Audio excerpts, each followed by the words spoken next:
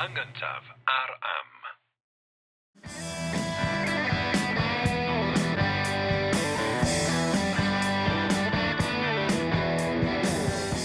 Helo, sut ydych chi? Jerry Hunter ydw i? A Richard Wyn Jones ydw i, a ydych chi'n gwrando ar bodlediad yr hen iaith.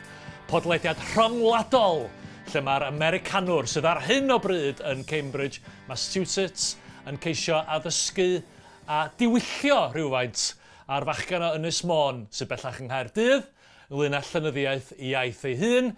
Da ni ar gael drwy'r holl ffrydiau podlediadau, da ni ar gael ar YouTube, lle mae modd yn gwylio ni, coelwch yn y beidio, a da ni ar gael yn gynta ar am. Rwan, yn aml iawn, Jerry, dwi ddim yn siŵr lle da ni'n mynd hefo'r Pennod A yma, ond mi gaethon ni yn cyfeirio yn fanwl iawn ar ddiwedd y bennod dwytha, sef i gyfeiriad Richard Davies, ymhlasty Abergwili. Abergwili a yw ragymadrodd o i'r Testament Newydd, sydd, mae'n bwysig nodi, i'r bobl hynny sy'n ama diddordeb stwff crefyddol yn yr unfed ganrif ar 15 yn eithriadol o bwysig a diddorol. Felly dyna lle da ni'n mynd. Na fo. Awe! Da iawn, dyna ni. Felly dyma ni'r Esgob Richard Davies, Esgob Protestannaidd, yn ei ragymadrodd i Destament Newydd Cymraeg a gyhoeddwyd yn y flwyddyn 1567. Right. A mae'n dechrau, ar y dechrau, mae'n anarch y darllenwyr fel esgob, fel bigael yn yr eglwys, fel esgob ac fel awdur. Mae'n deud i fod, a dwi'n gwneud allan y dyfyniad byr cyntaf yma, mae'n deud i fod yn dymuno a newyddiad yr hen ffydd gatholig i'r Cymru oll. A dwi'n meddwl, Catholig, hold on, mae'n Protestant a maen nhw'n erbyn y Catholigion, ond ystyried gair Catholig oedd holl gyffredinol, yr eglwys holl gyffredinol. Felly mae'r Protestaniaid yn honni, mae Protestaniaid oedd y Gristnogaeth go iawn, mae Protestaniaid oedd y ffydd Gatholig. Felly adnewyddiad, a mae'r gair adnewyddiad yn arwyddocaol, achos mae'n honni bod Protestaniaeth yn fod iddyn nhw adfer yr hen Gristnogaeth byr a oedd gan yr hen Gymru, yr hen Frytaniaid, oedd wedi lygu. A dyn ni am weld yn fanwl iawn wan sut mae'n egluro hynna wrth y darllenwyr. A mae hwnna, just cyn i ni fynd, mae hwnna'n, mae werth oedi, dwi'n meddwl, Jerry, ar hynna, achos mae'r syniad yma fel ystym rhethregol, mae'r syniad yma bod Protestaniaeth yn adfer pyrdeb Cristnogaeth yr hen Gymru. Mae'n gymaint fwy pwerus yn rethregol na deud, mae hwn yn rhywbeth hollol newydd. Mae o'n ddiddorol iawn fel, a wedyn, a trio troi'r ddadl y Catholigion ar ei pen ynddo. Yn union. Mae o'n ddiddorol fel yn rethregol ac yn wleidyddol. Os mae rhywun yn ceisio ennill meddyliau a chalona wrth gyflwyno rhywbeth newydd, mae'n istryw wych yn dweud, o na, hen beth idio, di'n adfer yr hen drefyn. Hynny o, Dewi Sant yn y bon yn Brotestant. Dyna beth mae'n dweud. Dyna dio de. Mi oedd y holl seintiau yma, mae'r eglwysi yma, mi oedd nhw o'r hen seintiau Cymreig yn y bon yn Brotestannaidd. A Eglwys Rhufain noder ynde. Eglwys Rhufain ddaru arwain chi ar gyfer. Yr hen foreigners na ddaru arwain chi ar gyfer. Dyma oedd Saunders Lewis yn ei alw yn propaganda'r Eglwys Protestannaidd. Wel, mi oedd o. Doedd Saunders ddim yn anghywir ynglyn â hynny, nag oedd, ti'n bod? Hollol. Felly, yn gyntaf, y dyfyniad cyntaf sy'n gen ti, mae'n tynnu sylw y darllenwyr at bwysigrwydd gyhoeddi y Beibl, rhan o'r Beibl, y Testament Newydd yn Gymraeg. Felly, dyma dyfyniad cyntaf sy'n gen ti. Na bo, wedyn dwi di, eto dyma'r tro cyntaf i weld hyn. Yn ffodus, mae'r teip yn gyson o ran maint, Jerry, a mae yna inc yn yr argraffydd heddiw, felly mae yna lai o esgus i fi wneud hyn yn anghywir. Reit, dyma ni, y dyfyniad cyntaf. Yn gymaint am bod i yn gwybod fod pob gwlad yn awyddus ac am mawr groeso yn derbyn gair Duw, a mae dra salw gennyf dyweled di Wlad Cymru a fu ryw amser gyntaf yr awr hon yn dyfod yn olaf. Ia, felly mae'n dweud, dyma ni, mae'n pigo cydwybod, mae'n apelio at fylchder y Cymru, mae'n olwch. Dyn ni yn olaf wan, mae gwledydd eraill yn gyhoeddi'r Beibl yn ei ieithoedd ei hunan, ac mi oedden ni yn hen genedl dderchadedig. Ac oedden ni ar flaen y gad o ran crefydd. Oedden ni'n gyntaf ar flaen y gad, ond rwan, da ni'n dyfod yn olaf. Yn union, yn union. A wedyn y dyfyniad nesaf, dyma fo'n anerch y darllenydd, a mae'n angerddol iawn, mae frawddeg yma'n wych y ffordd. Mae rhaid fi ddarllen o mewn ffordd angerddol.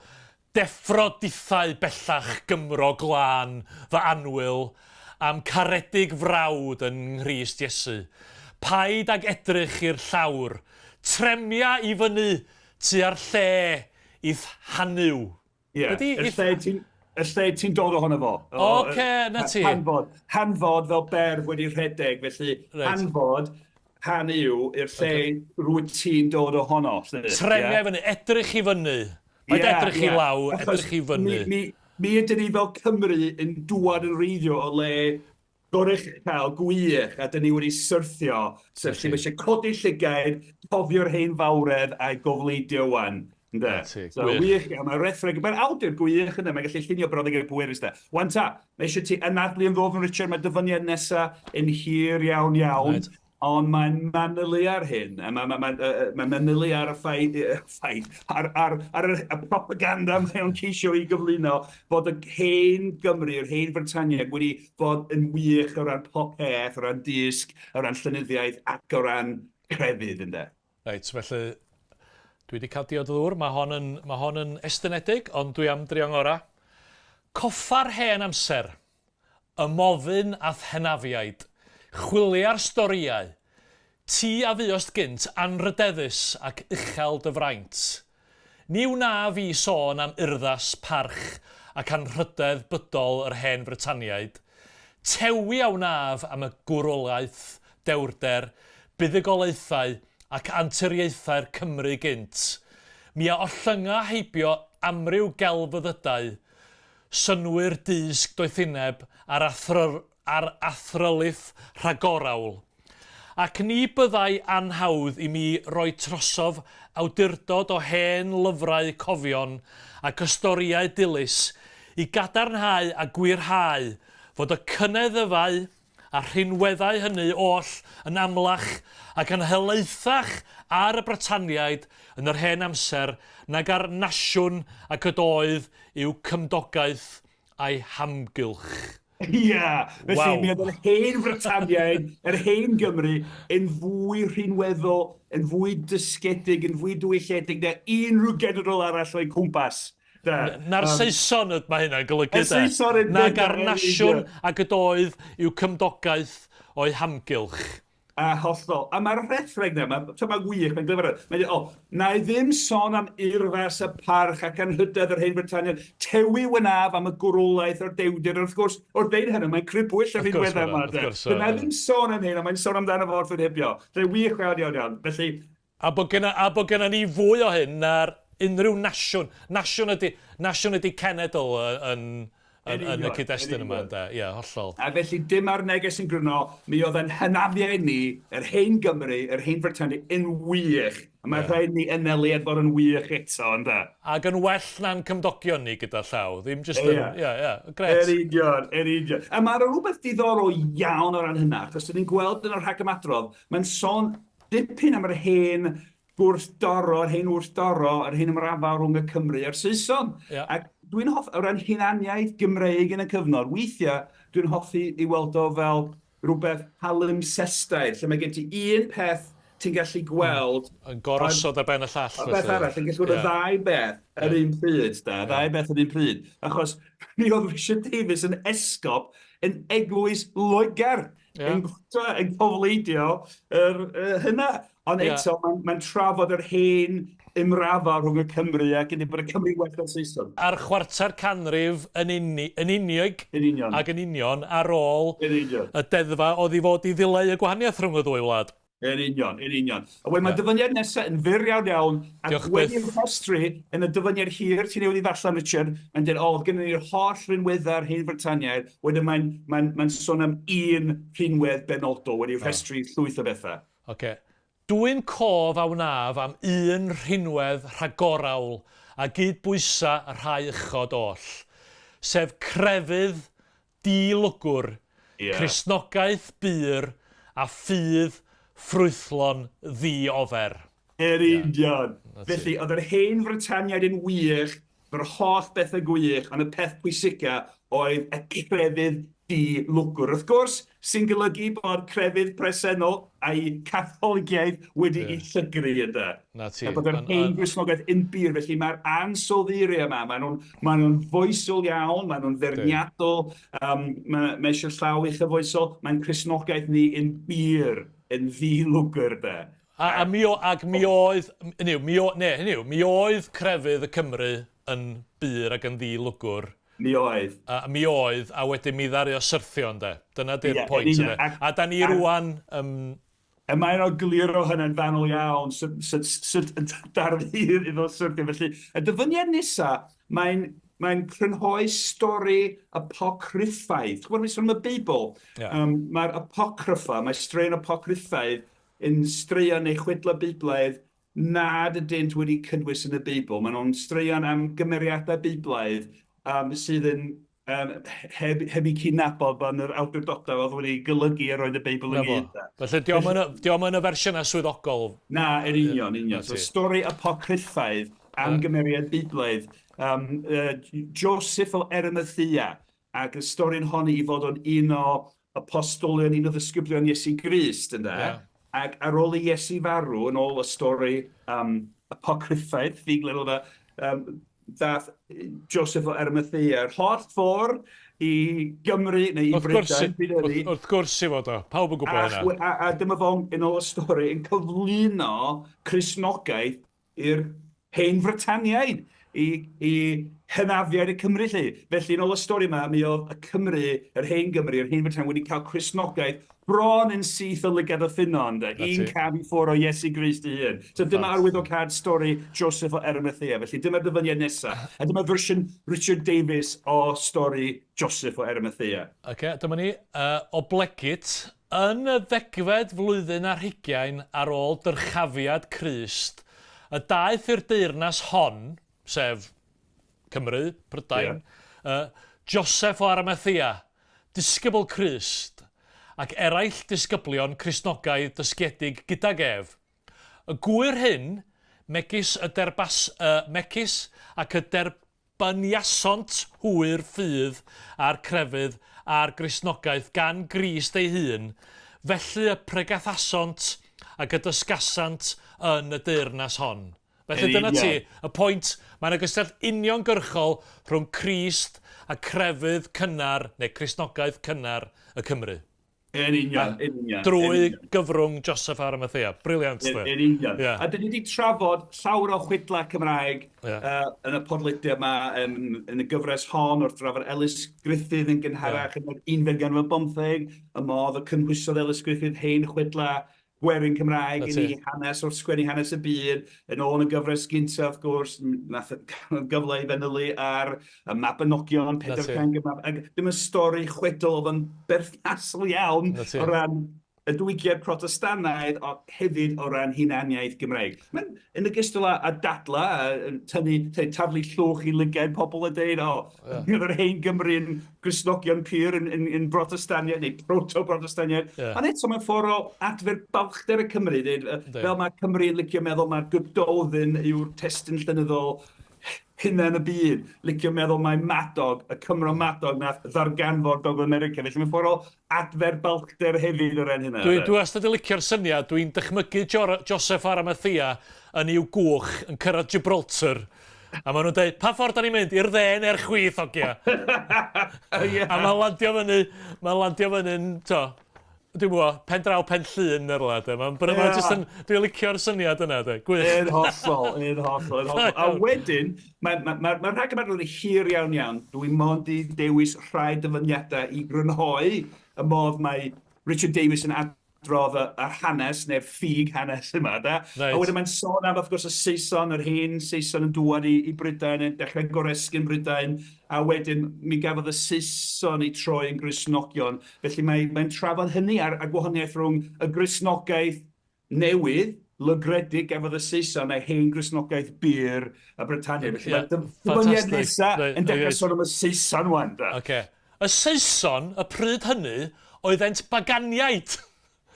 A ddarfodd i gwytheirn brenin y Brytaniaid eu cynnwys a'i derbyn i'r deyrnas i ryfela drostaw yn erbyn ei elynion.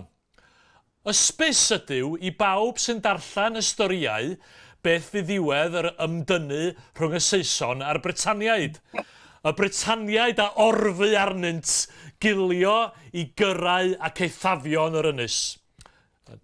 I Gymru ac i Gerniw, y Saeson a orchyfasant ac a wladychasant Loegr. Ie, felly mae yna sylfaen hanesyddol ffeithiol yma, does? Oes tad. Y Saeson yn cael ei gwahodd i Gymru, ond yna i Brydain, ond yn anffodus. Ie, yn cymryd drosodd. Yn cymryd drosodd. Ie. A yn ffordd ars y cymryd drosodd, y gwthio ni i'r cyrion. I Gymru ac i Gerniw. Os ydych chi wedi bod yn nant gwrtheirn sy'n lle gwych, wrth gwrs. Mae'n encil di ar ffwr yn lle ad gwrtheirn. Ond mae'r iaith, mae'r hanes yn hynod ddiddorol o safbwynt hunaniaeth Gymreig. Ond mae'r iaith, mae'n bwysig crathu ar fel awdur yn de. Mae'n wych, dydi. Ysbys ydyw i bawb sy'n darllen historia beth fi ddiwedd yr ymdynnu rhwng y Saeson a'r Brytaniaid. Dyna gyd yn gwybod beth ddigwyddodd. A Brytaniaid ddaru orfod cilio i'r cyrion ar ei thafoedd. Union. Mae'r iaith yn wych, dydi. Mae'n propaganda grefyddol, wleidyddol amlwg, ond mae'n ddarn gwych o lenyddiaeth o ran y ffordd mae'n sgwennu. Ti wedi bod yn garedig efo fi'n twtio neu'n diweddaru'r orgraff. Tas eich ti ddim wedi twtio hwn, fyswn ni'n gallu ddarllen o'r un mor rwydd, neu di... Faint o waith? Nafswn. Ti'n ni'n gweld yn o'r draffer. Yn ywedig efo Testament Newydd 1567, ni'n gweld... Yn ywedig yn y cyfraniadau William Salisbury, gyda syniadau rhyfedd am orgraff, neu ffordd mae rhywun syllafu. A hefyd, doedd yr iaith ddim wedi sefydlogi eto o ran syllafu, o ran orgraff yr iaith. Felly na, dwi wedi safoni yr orgraff i wneud o'n haws. Diolch ar fy rannu a pawb sy'n gwrando. A meddwl am y gwrandawyr hefyd. Yn ollol. Strafadlu. Yn ollol. Diolch yn fawr ti. Caredig iawn. A wedyn, mae'n mynd ymlaen, mae Richard Davies yn mynd ymlaen ar stori o ran hanes yr ymdynnu, fel mae'n dweud, rhwng y Brytaniaid a'r Saeson, a wedyn o ran Cristnogaeth. Mae'n deud yn y darn ti newydd i ddarllen, mae paganiaid oedd y Saeson. Oedd yn wir, y Saeson oedd paganiaid yn hanesyddol, ac oedd y Celtiaid, yr hen Brytania, wedi troi'n Cristnogion gyda ni. A wedyn mae'n sôn am y Saeson yn dechrau cofleidio Cristnogaeth. Dyma ni ymlaen. Cyflwyno hynna yn y darn nesaf. Y Brytaniaid a gadawsau eu Cristnogaeth yn byr ac yn ddilwgwr. Heb gymysg dychmygion dynol fel y dysgiasant gan Joseph o Arimathea, disgybl Crys. Ond y Gristnogaeth a ddig awstyn i'r Saeson a lithrasau beth oddi wrth puredd yr Efengil. Ie, a felly dyma Awstyn Sant, Saint Augustine. Saint Augustine. Wedi anfon gan y pab i droi y Saeson yn Gristnogion ac yn y blaen. Ond oedd o wedi llithro peth oddi wrth puredd yr Efengil, tra bod y Cymru wedi cadw'n drew at y Gristnogaeth a dderbynwyd gan Joseph o Arimathea, disgybl Crist, ynde? Union. Wedi cael Cristnogaeth yn syth o un o... O lygad y ffynon fel petai, de. Union, ac yn y cyfamser mae Cristnogaeth yn Rhufain wedi bod yn stithro fel mae'n dweud. A felly mae Austin, Sant, yn dŵad o Rhufain efo Cristnogaeth am hir i'r Saeson. Felly mae'r Saeson yn derbyn Cristnogaeth am hir, de.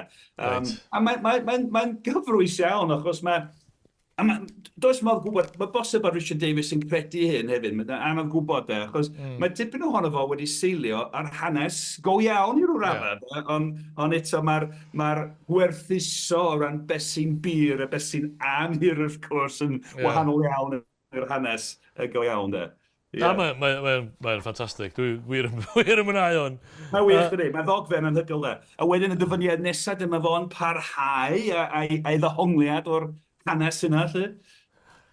Wedi iddynt gydgordio ar Saeson mewn crefydd a gau ffydd, cydsuddo gydag hwynt ddwfnach a wnaethont, yr Hen Frytaniaid o oes bugilydd mewn pob gau ddiwiaeth, dewl addolaeth a gau ffydd.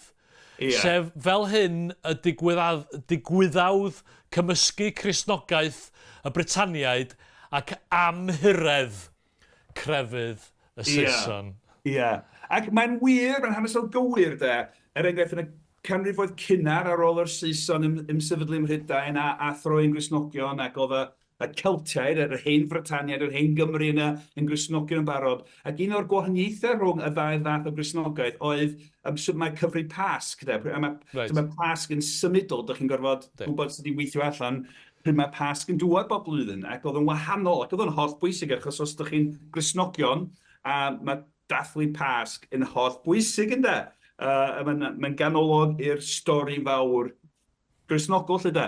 A felly doedd yr Hen Frytaniaid, yr Hen Gymru a'r Saeson yn cytuno, felly oedd y synod arbennig, synod Whitby bydd yn dod ynghyd, ac yn pendranath yn ôl gytuno i dderbyn, gorfodwyd derbyn y dull Saesneg, Rhufeinig da. Felly mae'n sôn am cyd-gordio ar Saeson mewn crefydd. A wedyn, cydsuddo gydag hwynt, ddyfnach a wnaethant.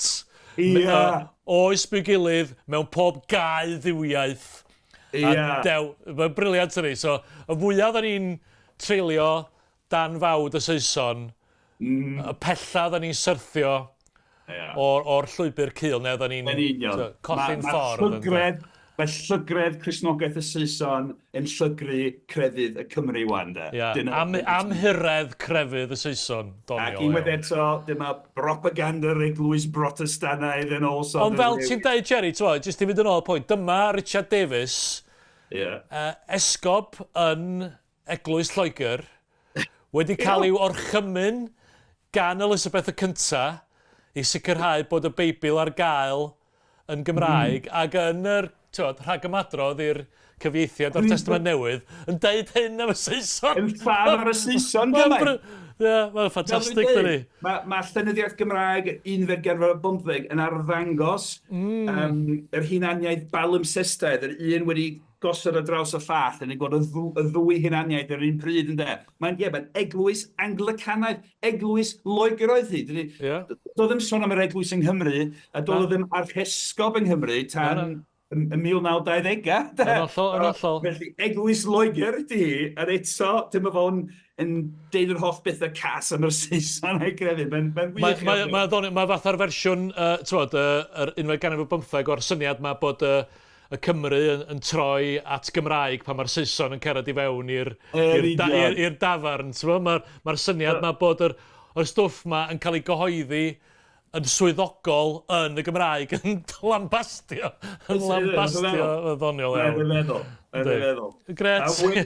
Wedyn, yn union. A wedyn mae'r dyfyniad nesaf, sef y dyfyniad ola sydd gen ti allan yn y benod hon, yn ddiddorol iawn, achos wrth sôn am golledion honedig yr Hen Frytaniaid, rhain hanesyddol gywir, mae'n debyg rhain ffiglenol, mae'n sôn am rhywbeth arall, mae'r dyfyniad nesaf yn canolbwyntio ar un peth diddorol ofnadwy, felly dyma chi y we.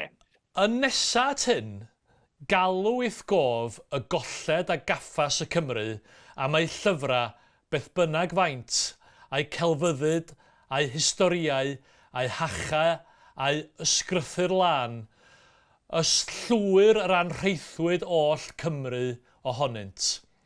Canys pan ostynged Cymru tan goron Loegr trwy nerth arfau, diamau distriwio llawer o'i llyfrau hwynt yn hynny o drin. Waw! So, diddorol iawn yn de. Dyma fo yn dŵad, yn benna oll yn y podlediad yma, dyn ni'n trafod hanes llenyddiaeth Gymraeg, yn de? Llen yr hyn iaith mewn ffordd dyn ni'n trafod.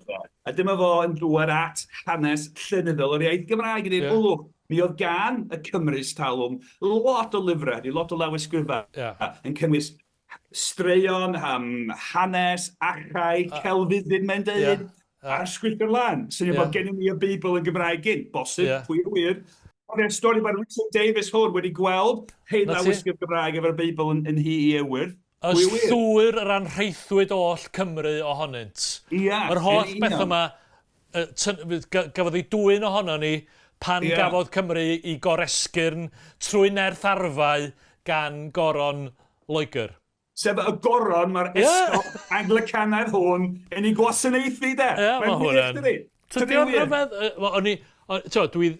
Do'n i ddim yn gyfarwydd ar Rhagymadrodd yma gwbl. Mae o'n syndod, dwi'n wir wedi fy llorio gan hyn, rhaid fi ddweud. So, yn ogystal â goresgyn Cymru yn filwrol, trwy nerth arfau, mae'n dweud, hefyd mi oedd y Saeson wedi goresgyn diwylliant Cymru, wedi llosgu llenyddiaeth Gymraeg. A wedyn, mae Rhagymadrodd yn hir iawn, ti wedi gwneud hein ddigon o ddarllen heddiw, diolch yn fawr iawn. Ond mae'n mynd ymlaen wedyn yn y Rhagymadrodd, rhaid i ti ddarllen yr holl destun, mae'n wir. A mae'n sôn am gwrthryfel Owain Glyndŵr.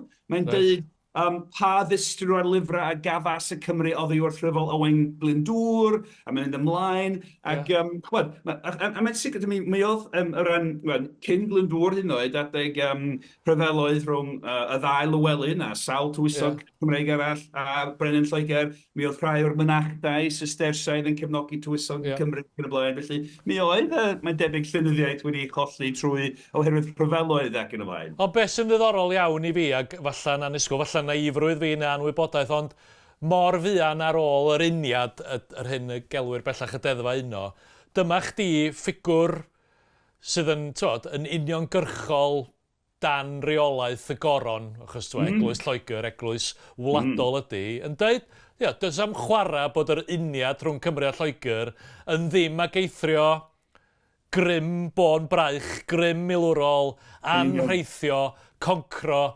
dinistrio, nid yn unig dinistrio pobl, ond dinistrio etifeddiaeth ddiwylliannol. Do'n i ddim yn disgwyl hwn yn Rhagymadrodd, cyfeithiad o'r Testament Newydd gafodd i mewn ffordd i'w gorchymyn gan goron Lloegr.